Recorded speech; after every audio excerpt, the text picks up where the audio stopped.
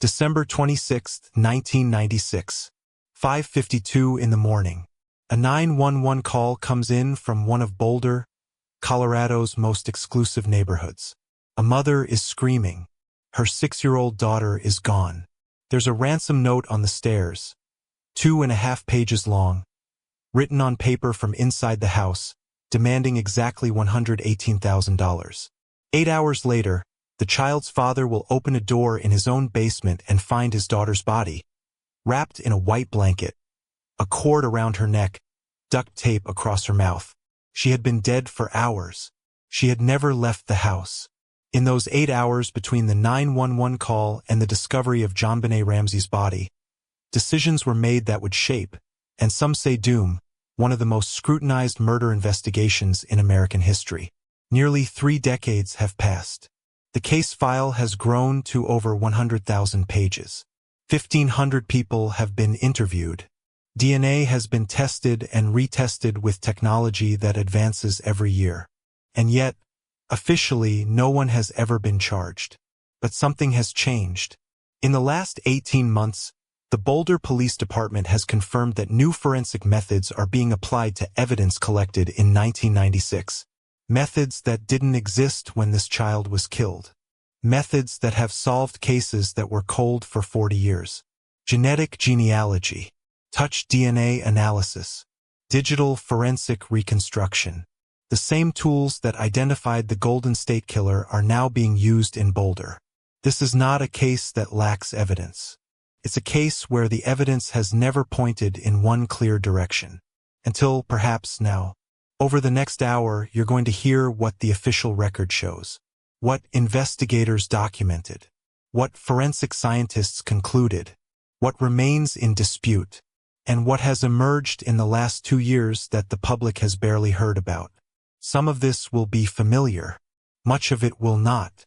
By the end, you'll understand why this case has consumed investigators for nearly 30 years, and why some of them believe it can still be solved.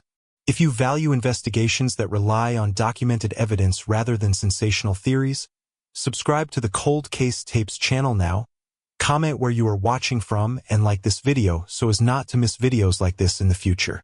Stay with us, because what happened in that house on Christmas night 1996 is more complex and more solvable than you might think. To understand what happened on December 26th, you need to understand what the Ramsey house looked like, who lived there, and what Boulder, Colorado was in 1996. JonBenet Patricia Ramsey was born on August 6, 1990, in Atlanta, Georgia. Her name was a combination of her father's first and middle names, JonBenet. She was the youngest of 2 children living in the household, with an older brother, Burke, born in 1987. John Ramsey also had 3 adult children from his first marriage.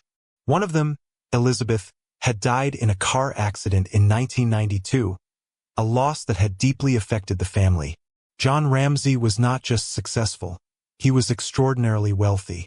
Access Graphics, the computer distribution company he founded, had become a billion-dollar business by 1996. He was featured in local business publications. He was respected in Boulder's business community. On paper, he had everything. Patsy Ramsey, born Patricia Paw, had been crowned Miss West Virginia in 1977. She was poised, socially active, and deeply involved in JonBenet's pageant career. After being diagnosed with stage 4 ovarian cancer in 1993, she had undergone aggressive treatment and was, by 1996, in remission. Friends described her as a fighter, someone who didn't give up. JonBenet was enrolled in pageants almost from the time she could walk. By age 6, she had won multiple titles: Little Miss Colorado, National Tiny Miss Beauty, America's Royale Tiny Mississippi. There are hours of footage of her performing, singing, dancing, wearing elaborate costumes and makeup. This footage would later be broadcast millions of times, creating an image of JonBenet that the public would fixate on, but one that those close to her said was incomplete. Teachers described her as bright and enthusiastic. Friends of the family described her as playful, affectionate, a normal child outside the pageant circuit. The Ramsey home at 755 15th Street was a 7,000-square-foot Tudor revival mansion. It had 15 rooms spread across 3 floors and a basement. The layout of this house would become critical to understanding the crime. It was large enough that someone unfamiliar with it could easily get lost. It had multiple staircases, hallways that turned unexpectedly, and a basement with several rooms, some of which were rarely used. The basement is where JonBenét's body would be found. Boulder in 1996 was a city of about 95,000 people, nestled against the Rocky Mountains, home to the University of Colorado. It was progressive, affluent, and known for outdoor recreation and environmental activism. It was not known for violent crime. Homicides were rare, on average fewer than 2 per year. The Boulder Police Department had limited experience with cases of this magnitude. That inexperience would show. On the evening of December 25, 1996, Christmas night, the Ramsey family attended a dinner party at the home of Fleet and Priscilla White, close friends who lived nearby. The Whites later told investigators that the Ramseys seemed relaxed and in good spirits. JonBenet was tired and spent much of the evening resting. The family left around 9:30 p.m. According to John and Patsy Ramsey's later statements to police, JonBenet was asleep when they arrived home. John carried her inside and up to her bedroom on the 2nd floor. Patsy said she changed JonBenet into pajamas without fully waking her. Burke, who was 9, went to his own room. The parents said they checked on the children and went to bed themselves sometime before 10:30 p.m.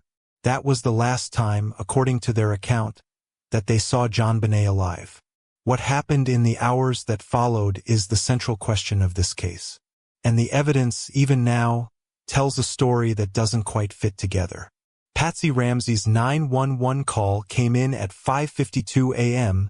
on December 26, 1996. The recording has been played thousands of times. It's been analyzed by audio forensic experts, linguists, and investigators. Patsy's voice is high-pitched, frantic, nearly incoherent at points. "We have a kidnapping," she says. "Hurry, please." The dispatcher asks her to slow down. Patsy says she found a ransom note. Her daughter is gone. The note says not to call police, but she's calling anyway. "Does it say who took her?" the dispatcher asks. "What?" Patsy's voice cracks.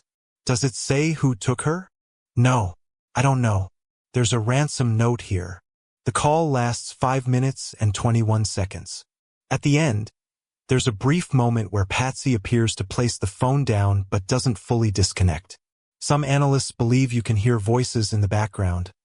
Possibly John, possibly Burke, possibly Patsy herself speaking to someone else in the house. The Boulder Police Department sent the tape to the FBI and to multiple audio labs.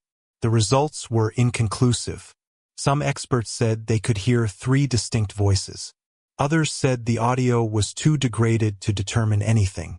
That unresolved moment would become one of hundreds of unresolved details in this case. Officer Rick French arrived at the Ramsey home at 5:59 a.m. Other officers followed within minutes. Patsy met them at the door, visibly distressed, wearing the same red turtleneck and black velvet pants she had worn to the Christmas party the night before. John Ramsey was also dressed in the same clothing from the night before. The ransom note was on the floor near the bottom of a spiral staircase that connected the 2nd floor to the kitchen. It was written on lined paper from a notepad that belonged to Patsy. The notepad was found later, still in the house, with practice note attempts on earlier pages. The note read, in part, "Mr. Ramsey, listen carefully. We are a group of individuals that represent a small foreign faction. We respect your business but not the country that it serves. At this time we have your daughter in our possession. She is safe and unharmed, and if you want her to see 1997, you must follow our instructions to the letter." It went on for 2.5 pages. It demanded $118,000 in cash, an oddly specific amount. It warned John Ramsey not to contact police or the FBI. It instructed him to wait for a call between 8 o'clock and 10 a.m. The tone shifted throughout, at times formal, even verbose, at other times crude and disjointed. The note ended, "Victory. SBTC." No one has ever definitively explained what SBTC stood for. Officer French read the note and immediately began a search of the house. He went upstairs. He checked JonBenet's bedroom. Her bed was made, or at least partially made, though there was some dispute about this later. He checked Burke's room. Burke was still asleep, or appeared to be. He checked the master bedroom, bathrooms, closets. He went to the basement. He opened the door at the top of the basement stairs and looked down. He testified later that he saw no lights on, heard nothing unusual. He did not go all the way down. He did not open the doors to the individual basement rooms. This decision, not to fully search the basement immediately, would haunt the investigation. Other officers arrived. Detective Linda Arndt was assigned to the scene. The house, which should have been secured as a potential crime scene, was not. Friends of the Ramseys began arriving, some called by Patsy, others who had heard something was wrong. Fleet White, who had hosted the Ramseys the night before, arrived early. So did John and Barbara Fernie, another couple close to the family. People walked through the house. They comforted Patsy. They made coffee. They moved things. All of this was later identified as a catastrophic failure of crime scene protocol. The ransom note had said John Ramsey would receive a call with instructions between 8 o'clock and 10 a.m. The call never came. By 10:30, Detective Arndt and other investigators were growing increasingly suspicious. Kidnappings for ransom don't work this way. Kidnappers don't write 2.5-page notes inside the victim's house. They don't demand amounts that correspond precisely to the father's recent bonus. They don't fail to follow up with phone calls. Something was wrong. But no one had found JonBenet. By early afternoon, Detective Arndt was alone in the house with John Ramsey, Fleet White, and a few others. Most of the officers had left to pursue other leads. Arndt later testified that she felt uneasy, that the situation didn't make sense, that she was concerned about controlling the scene with so few personnel present. At approximately 1 p.m., she made a decision. She asked John Ramsey and Fleet White to search the house again, top to bottom, to see if there was anything unusual, anything out of place. John and Fleet went to the basement. There were several rooms down there, a boiler room, a storage area, a small wine cellar that was rarely used. John Ramsey later said he headed directly for the wine cellar. Fleet White said he followed. John opened the door. The room was windowless and dark. He flipped the light switch. JonBenet was lying on the floor, her body wrapped in a white blanket. There was duct tape across her mouth. A white cord was tied around her neck, fashioned into what investigators would later call a garrote, a device designed to strangle. Her wrists were loosely bound above her head with another piece of cord. John Ramsey screamed.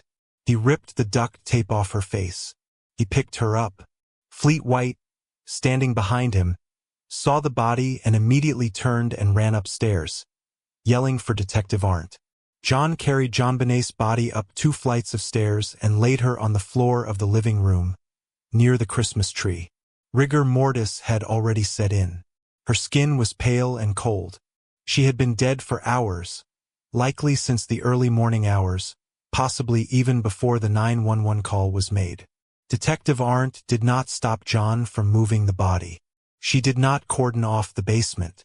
Years later, she would testify that she was overwhelmed, that she was alone with multiple civilians in a house that had just become a confirmed homicide scene, and that she feared for her own safety. The crime scene, already compromised, was now irrevocably contaminated. The autopsy was performed the next day, December 27th, by Dr. John Meyer, the Boulder County coroner. His findings were meticulous and disturbing. Cause of death: asphyxia by strangulation associated with cranial cerebral trauma. JonBenet had suffered a massive blow to the head. Her skull was fractured on the right side, an 8.5-inch linear fracture. The blow had caused bleeding in her brain. This injury alone could have been fatal, though it might not have killed her immediately. She had also been strangled. The cord around her neck had been tightened with a wooden handle, later identified as a piece of a paintbrush from Patsy Ramsey's hobby supplies in the basement. The strangulation had compressed her neck and cut off oxygen to her brain. Petechial hemorrhages, small burst blood vessels, were found in her eyes and face, consistent with asphyxiation. Dr. Meyer could not conclusively determine which injury came first, the head blow or the strangulation. Some experts who later reviewed the autopsy suggested the head blow came first, possibly knocking JonBenet unconscious, and the strangulation occurred later, perhaps 45 minutes to 2 hours afterward. Others disputed this timeline. There were other findings that complicated the picture. There was evidence of injury to JonBenet's genitals. Dr. Meyer noted abrasions and inflammation. He could not determine when these injuries occurred, whether they were acute, meaning they happened at the time of death, or chronic, meaning they had occurred before, possibly days or weeks earlier. This finding has been interpreted in wildly different ways by different experts and has fueled some of the most contentious debates in the case. JonBenet's stomach contained fragments of pineapple and other fruit. Based on the state of digestion, she had eaten this a few hours before her death, likely between midnight and 2 a.m. This was significant because John and Patsy Ramsey both told investigators that JonBenet had been asleep when they arrived home and that they had not given her anything to eat. Yet a bowl of pineapple, fresh pineapple, cut into chunks with a serving spoon in it, was found on the kitchen table the morning of December 26th.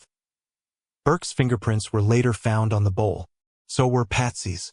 No one ever explained who prepared that pineapple, who gave it to JonBenet, or when. If you're finding value in this level of detailed, fact-based analysis, please take a moment to like this video. It genuinely helps others who are searching for accurate information about this case to find it. And if you've followed this case over the years, or if you're hearing some of these details for the first time, share your thoughts in the comments.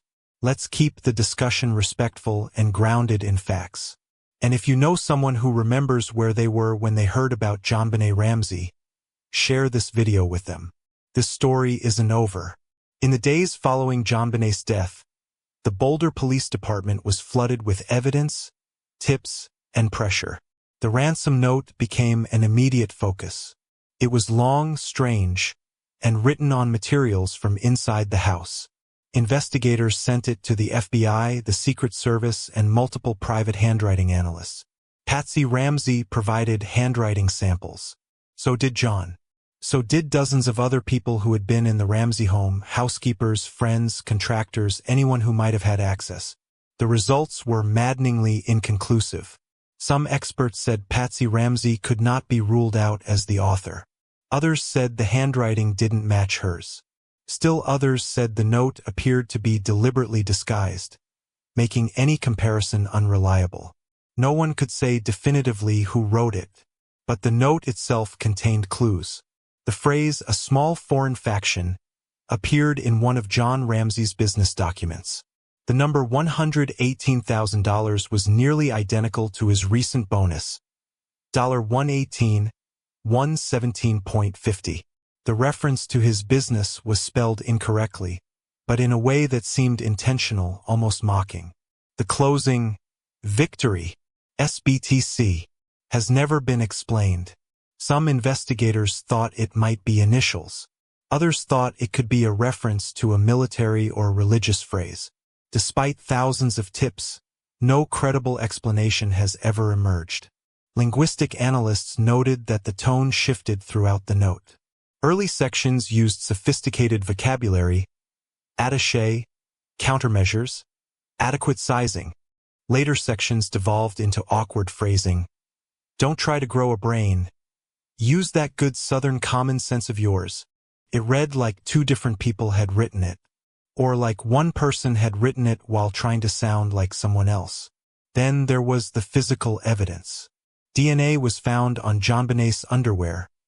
DNA that did not match anyone in the Ramsey family. It was male. It was a mixture, meaning it came from more than one source or was degraded, but the primary profile was male. More DNA, also male, also unknown, was found under JonBenet's fingernails. In 2003, When new testing methods became available, investigators found additional DNA on the waistband of JonBenét's long underwear.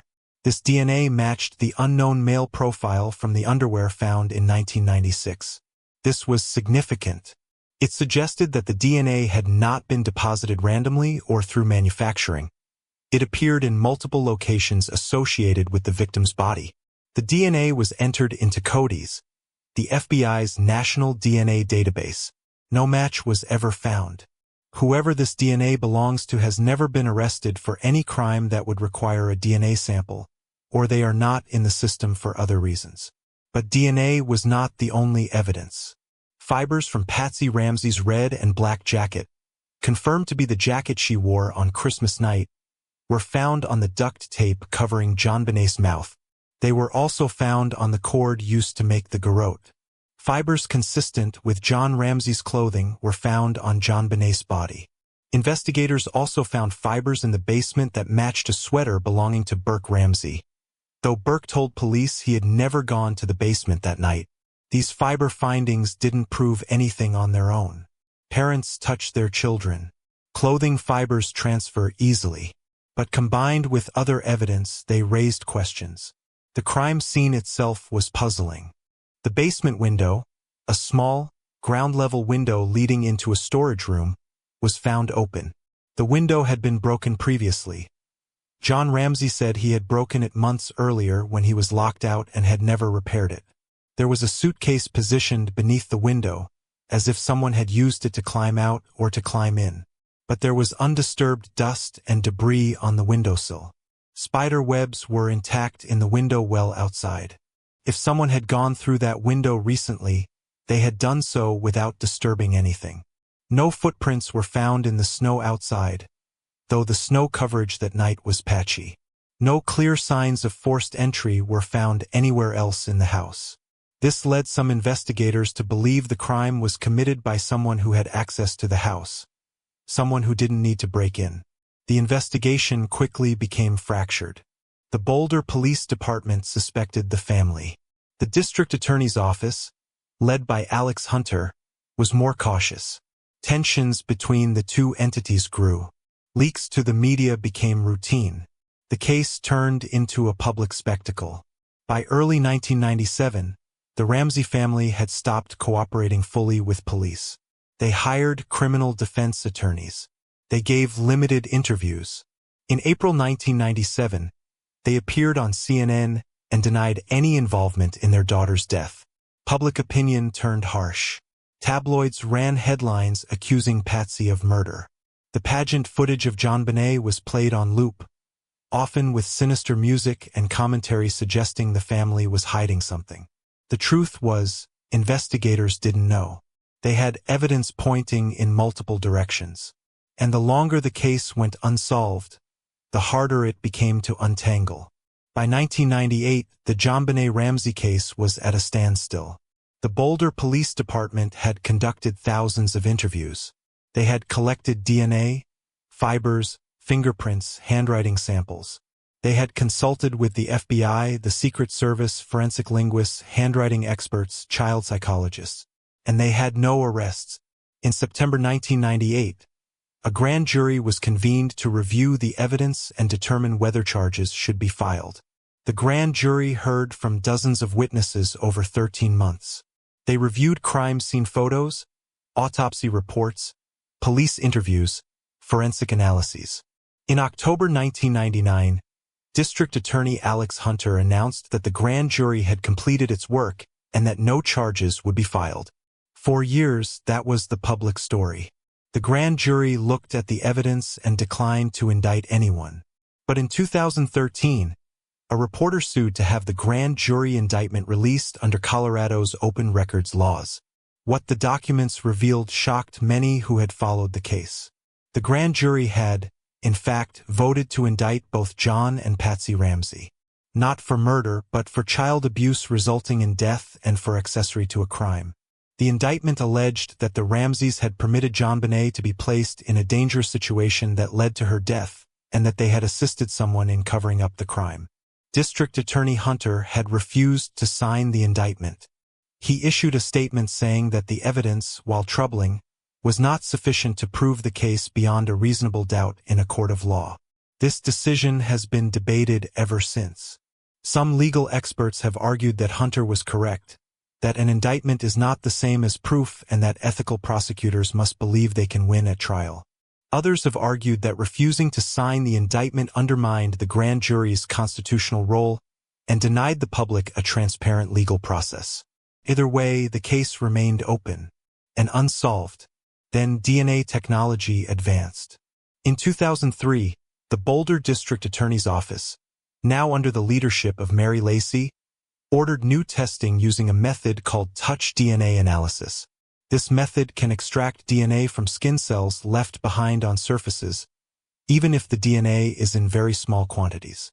Analysts tested the waistband of JonBenet's long underwear, the pants she was wearing when her body was found. They found male DNA, and it matched the unknown male DNA that had been found in JonBenet's underwear in 1996. This was a critical finding. It meant the DNA wasn't a random contaminant. It appeared in 2 different locations, both associated with JonBenet's body. Based on this, District Attorney Lacey made a controversial decision. On July 9, 2008, she sent a letter to John Ramsey officially exonerating him, his late wife Patsy, and their son Burke from any suspicion in JonBenet's death. The letter stated that the DNA evidence pointed conclusively toward an intruder and away from the family. Patsy Ramsey had died of ovarian cancer in June 2006, 2 years before the exoneration letter was sent. She never lived to see her name officially cleared. But not everyone agreed with the exoneration.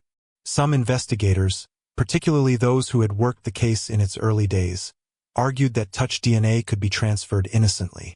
Manufacturing workers, store employees, even medical personnel could leave DNA on clothing. The presence of unknown DNA didn't prove an intruder committed the crime. They pointed to the ransom note written inside the house. They pointed to the fibers from Patsy's jacket on the duct tape and garrote. They pointed to the lack of forced entry, the familiarity with the house that the crime suggested, the fact that no one heard screams or disturbances. They believed the answer was still inside the house, not outside it. In 2009, the Boulder Police Department officially took control of the investigation back from the District Attorney's Office. They stated that all leads, including those involving the family, would remain open. The case grew cold not because of a lack of evidence, but because the evidence was contradictory. Every theory had holes. Every suspect could be eliminated for one reason or another. But in recent years, science has caught up. In November 2024, the Boulder Police Department released a statement that caught the attention of true crime communities and investigative journalists. The statement confirmed that the JonBenet Ramsey case remained a priority. It acknowledged that evidence was being reviewed using advanced forensic methods not available in 1996. And it specifically mentioned collaboration with outside agencies and forensic laboratories. The language was careful. The department did not name the specific methods being used. But those familiar with recent cold case breakthroughs understood the implication. Genetic genealogy. This is the method that identified Joseph James DeAngelo, the Golden State Killer, in 2018 after 40 years. It's the method used to solve dozens of other cold cases, some of which had been unsolved for half a century. Here's how it works. Investigators take crime scene DNA and upload it to public genealogy databases like GEDmatch or Family Tree DNA. If the DNA matches relatives, even distant relatives like third or fourth cousins, investigators can build a family tree. From there, they narrow down potential suspects based on age, geography, and other factors. This painstaking work can take months or even years, but it works. The question is whether it can work in the Ramsey case. The unknown male DNA in this case is a partial profile. It's degraded. It's a mixture, meaning it may contain DNA from more than one person. Genetic genealogy works best with full, clean profiles. Partial profiles are harder, but not impossible. In January 2025, John Ramsey gave several high-profile interviews. He appeared on podcasts, news programs, and documentary series. His message was consistent. He wanted the Boulder Police Department to release DNA evidence to independent labs that specialize in genetic genealogy. He cited cases where police departments had been reluctant to pursue genealogy leads, only to have outside labs solve the cases. He argued that Boulder had been resistant to outside help for decades, and that this resistance had allowed his daughter's killer to remain free. The Boulder Police Department responded carefully. They stated that they were consulting with experts and pursuing all viable leads. They did not commit to releasing evidence to outside labs. They did not confirm or deny whether genealogy work was underway. This is not unusual. Police departments rarely announce active investigative methods in unsolved cases. If genealogy work is being done, it would be conducted quietly. But there are reasons to believe something is happening. In mid-2025, investigators re-interviewed several people who had been peripheral witnesses in 1996. Some were neighbors. Some were contractors who had worked on the Ramsey house in the months before the murder. One was a former housekeeper who had left the family's employment years before JonBenet's death. These interviews were not widely reported, but they happened. They suggest that investigators are following new leads or re-examining old ones with fresh information. There have also been reports, unconfirmed but persistent, that DNA samples from several individuals have been submitted for comparison in recent months. If genealogy has identified potential family matches, investigators would need to confirm the link by obtaining DNA directly from suspects. This is typically done through discarded items, coffee cups, cigarette butts, anything with saliva or skin cells. None of this has been made public, but the activity suggests movement. Burke Ramsey, now in his late 30s, has remained almost entirely out of the public eye since his 2016 interview with Drive Phil. In that interview, he was asked directly whether he had anything to do with his sister's death. He said no. He described the trauma of losing his sister and growing up under suspicion. He said he wanted the case solved so his family could have peace. In 2016, CBS aired a documentary series that suggested Burke might have accidentally killed JonBenet and that his parents had covered it up. Burke sued CBS for defamation. The case was settled in 2019 for an undisclosed amount, with CBS issuing a statement that it stood by its reporting but chose to resolve the matter. Burke has not given interviews since. Jon Ramsey, now in his early 80s, has become more vocal. He has stated publicly that he may not live to see the case solved, but that he believes it can be. He has pointed to the DNA evidence as the key. He has expressed frustration with what he perceives as bureaucratic inertia in Boulder. Whether he's right, whether the DNA can finally identify a suspect, remains to be seen. But the fact that investigators are still actively working the case nearly 30 years later is significant.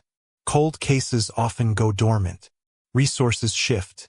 Personnel retire. Files gather dust. That hasn't happened here. Even with all the evidence collected, all the interviews conducted, all the forensic analysis completed, there are fundamental questions about the death of JonBenet Ramsey that remain unanswered. Who wrote the ransom note? The handwriting analysis has never been conclusive. The language suggests someone familiar with the family, but no one has been definitively connected to it. If an intruder wrote it, why did they spend so much time in the house doing so? If someone in the family wrote it, why can't the handwriting be matched? Whose DNA is on JonBenet's clothing? If it belongs to the killer, why hasn't it matched anyone in any database after nearly 30 years? If it was deposited innocently, why does it appear in multiple locations associated with the crime? And if genetic genealogy can identify the source, why hasn't that information been made public? How did the perpetrator enter and leave the house? There is no definitive evidence of forced entry. The basement window is a possibility, but the lack of disturbance around it raises doubts. If someone inside the house committed the crime, why was the ransom note written? If an intruder committed the crime, how did they know so much about the family? What happened between 10 p.m. on December 25th and 5:52 a.m. on December 26th? The Ramseys say everyone went to bed. The pineapple in JonBenet's stomach suggests she ate something after arriving home. The injuries to her body suggest a prolonged and brutal attack. But no one heard anything. No one saw anything. How is that possible in a house with 4 people in it? Why was the crime scene handled the way it was? The decision not to fully search the basement immediately. The failure to secure the house. The allowance of friends and family to move through the scene. These weren't intentional sabotage, they were failures of training and protocol. But they had consequences. Evidence was lost. The timeline was muddied. And the case became exponentially harder to solve. These are not abstract questions. They are investigative gaps. Each one represents a piece of information that could change the entire understanding of what happened. Resolution, if it comes, will almost certainly come through DNA. Genetic genealogy is the best tool investigators have. If it can identify a family line, and if that line leads to a suspect who can be connected to the Ramsey house in 1996, then there may finally be answers. But that's a lot of ifs. And in the meantime, the questions remain. Not because investigators haven't tried to answer them, but because the answers are elusive, contradictory, and maddeningly incomplete. On the morning of December 26, 1996, a 6-year-old girl was found dead in the basement of her own home. She had been struck in the head with enough force to fracture her skull. She had been strangled with a cord tightened by a handle made from her mother's paintbrush. She had duct tape over her mouth and ligatures on her wrists. Her name was JonBenet Ramsey.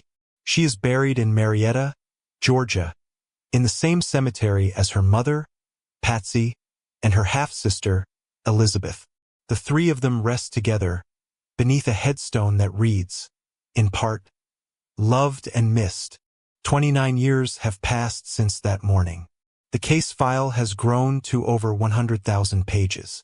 More than 1,500 people have been interviewed. DNA has been tested and retested with methods that improve each year. And still, officially, no one has been charged. But the case is not closed. Investigators are still working it. DNA is still being analyzed. Tips are still being followed. And in the last 2 years, there have been developments, quiet, careful developments, that suggest the case may still be solvable. This is not a mystery because the crime is unknowable. Someone knows. Someone was there. Somewhere in the evidence already collected, or in the DNA being analyzed right now, the answer exists. What happened to JonBenet Ramsey demands precision. It demands restraint.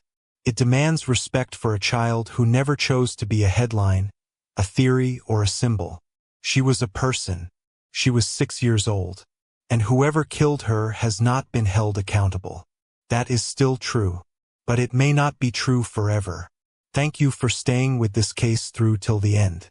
If you want more investigations like this, detailed, fact-based, and focused on cases that deserve serious attention, kindly consider subscribing now, give the videos a thumbs up, and turn on notifications. Because when there are new developments in this case or in others, you'll hear about it here first. This case is not over. And as long as it's open, it deserves to be told with the care and accuracy it's been denied for too long.